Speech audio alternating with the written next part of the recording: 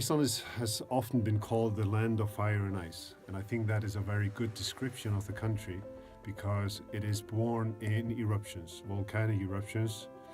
The oldest part of Iceland is about 16 million years old, which is very young geologically. It started off as an eruption in the bottom of the ocean, and then it just kept on going until it surfaced, and ever since it has been growing. But what has shaped the country mostly are glaciers. About 10% at the moment, 10% of the island is covered with ice. And when you are in a glacial environment, you can see how the glaciers, when they were sliding, growing and then retreating, how they have been carving out the landscape in Iceland. So the name Fire and Ice is probably the best way to describe this country. In Iceland, we have what we call hidden people, or elves. And they're known to live in rocks or hills, but everything that happens is always on the elves' terms, because they decide when and if people can actually see them.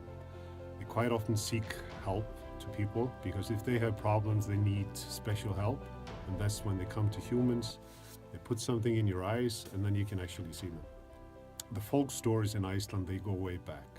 And if you spend some time in Iceland, you can really understand why we have these folk stories. The way people used to live and the way the extremity of the environment here, it's very easy to believe in hidden people or elves or trolls or 13 Santa Clauses or anything for that matter. But that is what we are brought up with, stories of elves and trolls. And we kind of like it.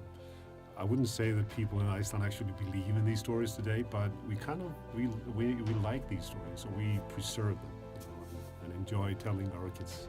So they just carry on. So now we are at Þingvellir. Þingvellir is a national park. It's on UNESCO's list of heritage sites. It is there because of the rich history and also the special geology we have here.